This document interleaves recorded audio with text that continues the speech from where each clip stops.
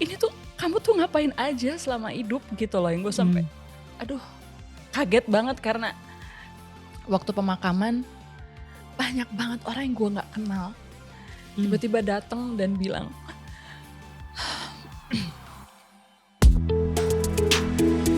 Hai, ini gua Daniel, tetangga kamu. Di sini gua akan ngobrol dengan tetangga gua tentang perjalanan hidup mereka dari kacamata spiritual di saat mereka mengalami situasi tidak pasti dan kekhawatiran, sampai bisa kembali bangkit menjadi orang yang lebih kuat dari sebelumnya. It's gonna be very exclusive and inspiring. Hey guys, kembali lagi sama gue Daniel Mananta di Daniel Tetangga Kamu bersama tetangga kita hari ini Dewi Lestari. Guys, kalau misalnya kalian suka sama konten-konten yang kita bicarakan di sini, it's all about spiritual journey, it's all about life journey. Banyak banget pembelajaran-pembelajaran yang bisa gue dapetin dari tetangga kita. Kalau misalnya kalian suka sama konten kita, jangan lupa untuk klik tombol subscribe. Dan jangan lupa untuk nyalakan notifikasinya juga. Karena sering banget tetangga kita itu yang ngasih testimoni bahwa dia lagi menghadapi sebuah masalah, tiba-tiba muncul notifikasi di handphonenya dia, dan itu adalah jawaban dari masalahnya dia. So really guys, klik tombol subscribe and notification. Anyway, balik ke Mbak Di ya. Ini kalau istri gue ada di sini, dia juga pasti akan second that, you know, like benar-benar bakal setuju banget karena dia sempat ada di masa bahwa dia mematikan semua perasaan-perasaan sedih dan dia harus merasa joyful setiap saat gitu, jadi agak denial. Dan itu malah membuat, karena dia saking jagonya mematikan perasaan sedih atau perasaan marah atau perasaan apapun itu, sehingga perasaan yang menyenangkan, perasaan bahagia, itu dia gak bisa merasakan 100% juga. Iya betul. Jadi ketika lu bisa merasakan perasaan sedih 100% mungkin, nanti lu pasti akan ada saatnya dimana lu akan merasakan perasaan bahagia 100% yang begitu nikmat banget gitu. Kita gak akan bisa menikmati si perasaan bahagia ini kecuali kita harus terbuka dengan perasaan yang betul sekali sedih ini. Kayak itu kan ketika lu mematikan diri lu pada sebuah perasaan tertentu gitu. Itu kan kayak kita mengurangi sensitivitas kita. Yang you have to like kayak membuat tameng gitu. Nah, tameng ini kan kemudian akan menjadi bagian dari diri lu. Sehingga ketika ada perasaan lain sekalipun, tameng ini tidak lantas hilang.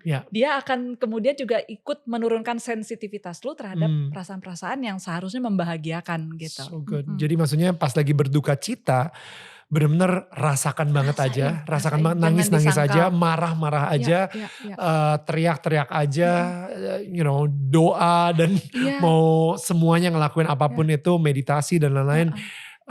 Tapi lu punya sebuah harapan juga bahwa nanti akan ada saatnya lu bersuka cita dan lu akan merasakan kenikmatan dari perasaan bahagia itu gitu. Knowing that everything will pass, everything will change gitu kan, nggak akan ada yang tetap gitu.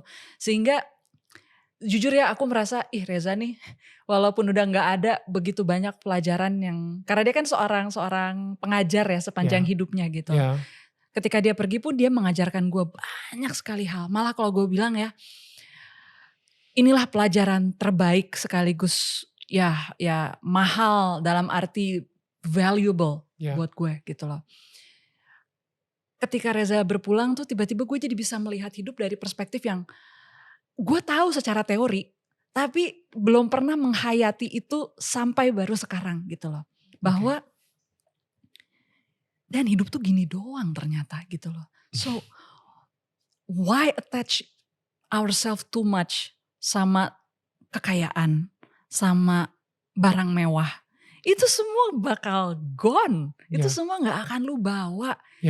Kita udah denger kayak gini kan berkali-kali ya, harta tuh gak dibawa mati dan sebagainya. Tapi pas di Reza ini gue baru yang, ya ampun ini toh maksudnya. Hidup tuh begini-begini doang. Gue malah bilang, papa tuh enak loh sekarang, gue bilang gitu. Dia gak perlu ngurus keduk capil, mama yang ngurus, gue bilang gitu kan. Dia gak perlu ngucapin terima kasih sama sekian ratus ucapan bela sungkawa. Mama yang masih harus ngurus itu gitu. Mama masih harus cari makan, mama harus ngurus kalian anak-anak, ngurus rumah dan sebagainya. Papa udah bebas, aku bilang gitu. Jadi gue pikir gila ya, hidup tuh ya just one matter to another gitu. Sehingga yang bisa membuat hidup bermakna adalah ketika lu bisa berhasil memberikan sebuah makna baru kepada orang lain. Ya. Itu yang kemudian buat gue, wah ini ternyata tuh hidup tuh ya harusnya begini. Ketika lu bisa membuat sebuah impact yang bagus sama orang lain. Ya itulah, that's the value. Bukan apa yang lu pakai, bukan apa yang lu makan atau yang kemudian lu pajang. Wow. Bener-bener Wow. semakin kelihatan mana yang vain gitu ya, mana yang akan Fana, yang sangat fana. Iya gitu, sama mana yang berarti gitu loh. Itu kayak di stabilo dan di highlight berkali-kali gitu selama ya setelah Reza berpulang dan selama nungguin dia sakit itu ya gitu. Kayak perspektif hidup tuh berubah banget buat gue. That's so interesting. Ya. It's so interesting. Interesting karena gini, gue baru mikirin ini 2 hari yang lalu. Oh iya. Oh my goodness. Ya. Jadi 2 hari yang lalu tuh gue barusan aja baca Alkitab lah gitu kan. Di Injil ditulis ada satu suku di bangsa Israel. Namanya suku Lewi ya. Dan Lewi, ya. di situ kayak Tuhan bicara, dia bilang kayak oke, ini suku Lewi tidak boleh mempunyai tanah, tidak mempunyai land gitu. Jadi dia gak punya hak milik akan tanah. Isinya adalah benar-benar melayani Tuhan dengan seluruh hatinya. Dan abis itu tapi semua orang-orang di suku bangsa Israel itu mereka harus nyumbang semua yang terbaik dari yang terbaiknya 10% untuk ke bangsa Lewi ini. Ya. Tapi mereka tidak boleh memiliki apapun gitu. Ya. Nah, gue kepikiran, ini kepikiran aja gitu ya. Iya juga ya, sebenarnya tuh ngapain juga gue sekarang ini hidup harus punya apartemen di sini, harus punya tanah di sini, harus punya harta segini. Gue pikirnya nanti gue pengen ngasih ini ke anak gue. Tapi abis itu tiba-tiba ada lagi suara di hati gue yang bilang, lu tahu nggak kalau kekayaan itu malah bikin lebih ribet anak-anak lo. Iya benar. Lebih ribet anak-anak lo gitu. Tapi kan Tuhan, gue pengen enjoy dunia gitu. Maksudnya gue pengen enjoy juga kayak punya apartemen. Kalau misalnya nanti gue ke Amerika, gue punya apartemen di Amerika. Kalau misalnya gue ke Jerman, gue punya apartemen di situ misalnya.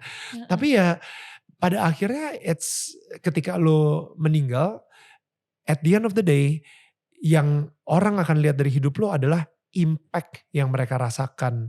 Dan ketika Reza meninggal, ini gue baru connect banget kenapa 2 hari yang lalu gue mikirin itu gitu. Karena ketika Reza meninggal, aduh di Instagram semua sampai Pak Presiden pun kayaknya terimpact dari seorang Reza Gunawan. Oh my God, itu dan oh my The God. impact of his life, Yeah. dia mungkin bukan seorang konglomerat, dia mungkin bukan seorang yang selebriti, public figure yang follower Instagramnya banyak, tapi he's the influencers of the influencers, the leader of the leaders gitu. Maksudnya banyak banget leader-leader atau public figure sekarang ini yang gue kenal, itu ngedengerin banget kata-katanya seorang Reza Gunawan, the impact that he has made. Gue tadi ngomongin soal Reza aja di sini, kena di hati gue lagi, and and that's the whole point of life.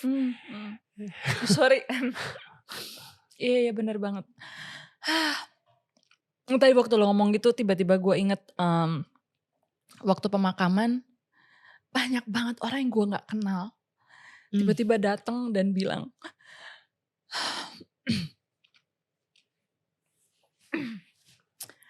Mbak Dewi, Mas Reza udah menyelamatkan hidup saya. Saya udah nyaris mau bunuh diri. Mas Reza gak kenal saya DM dia dan aku gak tahu Reza ngasih nasihat apa. Tapi saya bisa keluar dari situasi itu dan saya bisa ada di sini karena Mas Reza.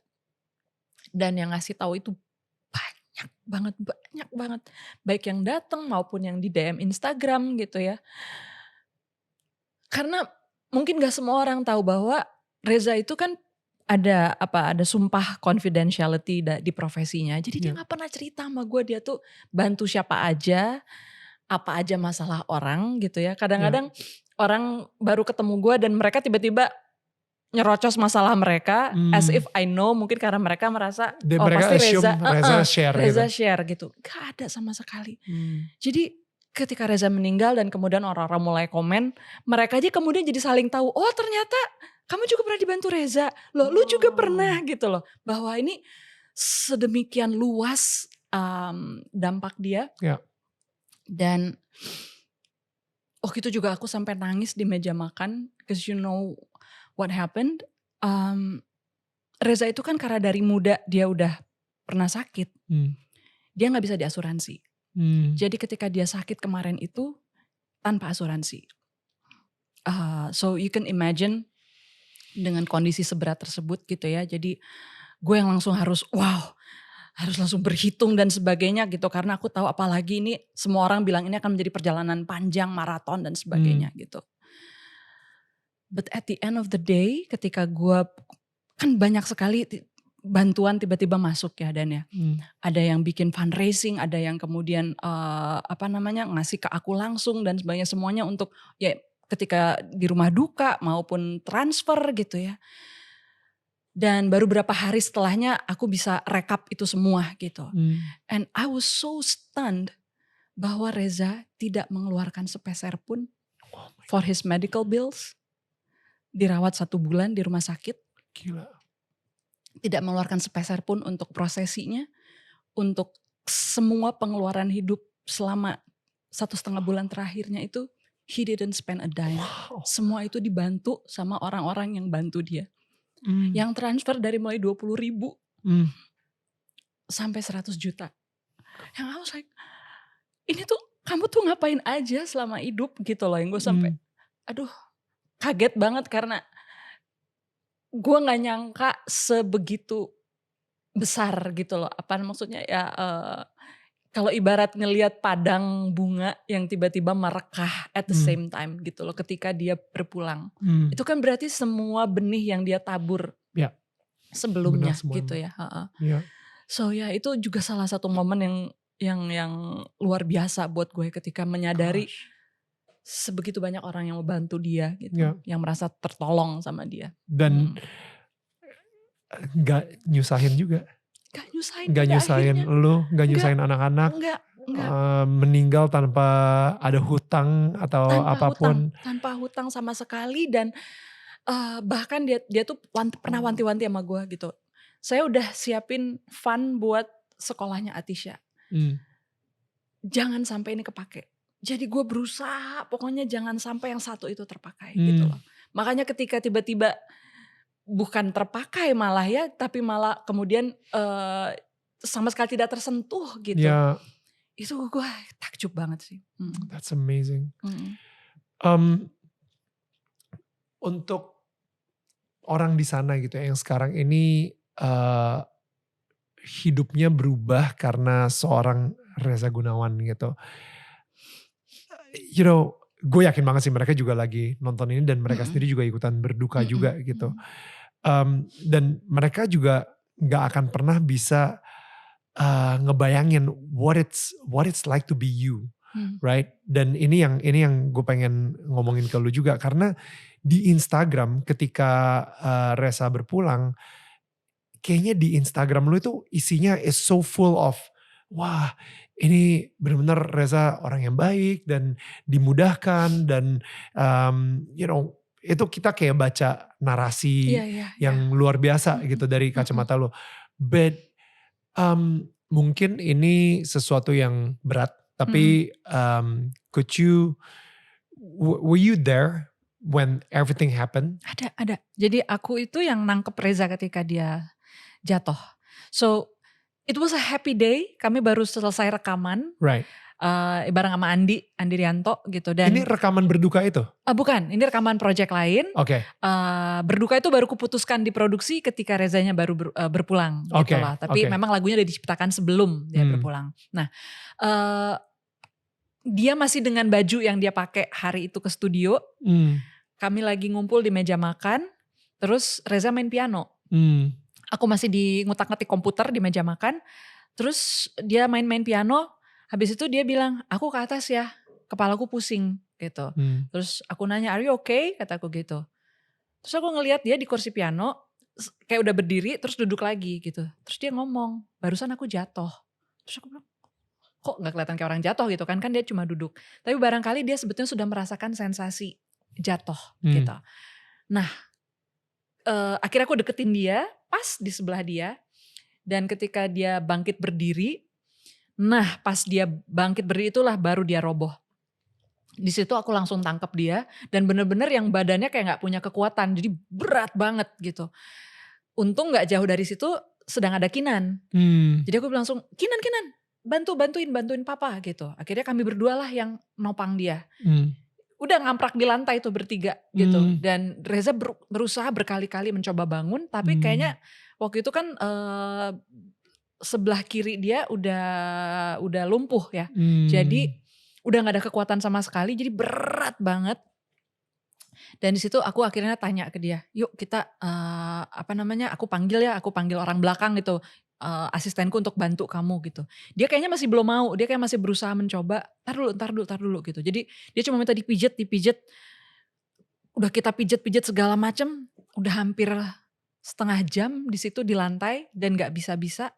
Akhirnya terus aku mulai melihat, loh dia mulai drooling, mulai meneteskan air liur gitu. Terus aku bilang, wah ini kayaknya stroke nih gitu. Lalu aku telepon dokter. Kebetulan kami punya sahabat dokter yang tinggalnya gak jauh dari rumah. Dia datang dan pas dia lihat, iya ini stroke gitu. Ya next thing kita di rumah sakit dan di situ langsung diputuskan untuk operasi. Karena ada perdarahan dan sebetulnya perdarahannya kecil. Hanya 14 mili. Dan dokter kalau gak salah menyebut biasanya 50 tuh yang menjadi benchmark untuk operasi. Tapi saat itu diputuskan untuk operasi karena sudah terjadi pembengkakan di otaknya. Sehingga harus ada ruang supaya bengkaknya ini tidak menekan ke batang otak tapi bisa keluar gitu. Jadi harus diambil sedikit dari bagian tulang tengkorak supaya dia bisa keluar gitu. Nah ya memang itu keputusan yang besar dan yang aku bersyukur adalah Reza masih bisa memberikan consent. Jadi itu bukan keputusanku gitu loh. Dia masih sadar saat itu. Walaupun yang ngomong udah susah ya gitu. Tapi dia masih sadar dan kami masih bisa panggil anak-anak waktu itu. Anak-anak udah dari sekolah terus masuk ke rumah sakit. Waktu itu dia operasinya soalnya siang. Jadi anak-anak masih bisa kita kumpul, kami masih bertemu sebelum dia masuk ruang operasi. Karena setelah dia masuk ruang operasi dan keluar itu dia mulai kehilangan consciousness-nya. Karena ya waktu 3 hari pertama masih conscious, cuma dia harus diintubasi kan, jadi gak bisa komunikasi.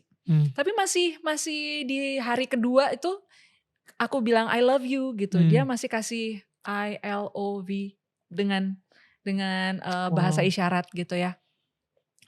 Tapi habis itu dia harus disedasi, sempat mengalami kejang yang tidak berhenti, jadi non-stop kejangnya, sehingga akhirnya sedasinya maksimal ya, dan udah tuh habis itu I never spoke with him again verbally ya gitu. So the last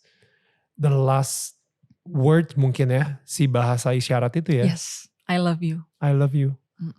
And that was the last message from him. Last message ya. Gue ngebayangin kalau misalnya Viola istri gue meninggal gitu ya, dia itu adalah seseorang yang wisdom sangat wise banget gitu. Jadi gue sempet kayak berdoa sama Tuhan, aduh gue gak tahu gimana caranya hidup kalau misalnya Viola gak ada lagi gitu. Karena dia adalah fondasi juga buat gue dan anak-anak juga. Tapi ini sekarang kita ngomongin seorang Reza yang udah malah dianggap guru bagi banyak orang gitu. Oh my God. I just, gue mungkin kalau misalnya kehilangan Viola, gue kalau ngebayangin gue bakal pincang banget kali. How is it with you?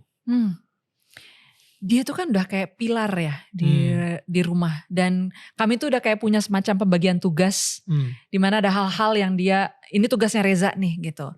Dan justru karena kondisi kesehatannya selama 3 tahun terakhir membuat dia tuh jadi kayak lebih fokus ngurus anak-anak, lebih hands on mengenai edukasi mereka. Ya. Jadi banyak sekali yang sementara gue sibuk bekerja, sibuk menulis di ruangan gue gitu kan. Reza lah yang ngecek Atisha les vokalnya udah sampai mana gitu kan. Wow. Ayo kita latihan gini-gini. Wow. Nemenin Atisha main catur, ngelatih Kinan reading music dan sebagainya. Itu tuh dia semua gitu. Jadi ketika dia pergi, ada satu hari di mana itu kayak gue melakukan segala hal dengan komplit ya. Sopir gue lagi pulang, jadi gue nyetir sendiri ke rumah sakit. Di rumah sakit gue berjaga gitu kan, terus biasalah berhadapan dengan dokter, dengan suster apa segala macam. Terus gue pulang, anak-anak sakit, lalu gue administer obat-obatan, dan itu adalah sesuatu yang tadinya semuanya adalah Reza yang lakukan. Betul. Malamnya gue perhitungan keuangan dan it was like buset dah, gue itu kayak segala role yang tadinya dia kerjakan tiba-tiba gue semua yang mengerjakan gitu. Tapi dia selalu ngomong sama gue bahwa di antara kami berdua, dia selalu bilang aku yang paling punya kapasitas lebih besar untuk sendirian gitu. Dia ada punya istilah me engine dan we engine. Me engine? Me engine dan we engine. Oke. Me and we gitu. Yeah. Dia selalu bilang me engine gue tuh kuat sekali. Oke. Sementara dia tuh kuat banget we engine-nya. We engine. Dia tuh selalu dalam setiap keputusan melibatkan di dalam frame of mind-nya adalah gue dan Dewi. Right. Sementara gue sering sekali gue doang yang gue pikirin. Maksudnya oh iya gue harus melibatkan Reza dalam keputusan ini. Ini keputusan yang gak bisa gue ambil sendiri ya ternyata gitu loh. Ternyata ada dampaknya ke dia gitu ya. Jadi dia punya sensitivitas yang tinggi sekali sama kekitaan gitu loh. Nah tapi itu yang membuat dia juga bilang, jadi kalau yang salah satu dari kita harus hidup sendiri, harus hidup mandiri, kamulah yang paling bisa dibandingkan dia gitu loh. So in a way it feels like udah by design kali gitu ya. Dan semua ilmu yang dia turunkan itulah yang akhirnya inilah saatnya gue amalkan gitu loh, gue aplikasikan gitu. Banyak banget peran yang sekarang jadinya harus gue jalanin. But I have two adorable and understanding children yang They're kemudian amazing. Mereka juga akhirnya bisa saling mengisi. Mereka mengisi gue dan gue mengisi mereka gitu. Dan ketika lu mulai merangkum dan juga kayak menulis pemikirannya Reza juga, ya itu benar-benar bakal bikin dia masih di sini gitu. Itu, aku menunggu itu kenapa coba, dan karena aku merasa gue jadi terkonek sama dia di sebuah level yang sangat dalam, yang kayak aku try to embody him, atau dia kemudian occupy my mind space gitu loh. Itu yang gue nantikan sebenarnya, kalau gue satu hari menulis sesuatu tentang dia, jadi gue sama dia bisa terkonek lagi di dalam hubungan itu. Aku pengen menuliskan tentang kedukaan sih. Something related with him, with my grieving process, karena aku juga merasa ini kayaknya sesuatu yang bisa bantu banyak orang. Seperti yang lo bilang, berduka itu adalah pengalaman universal.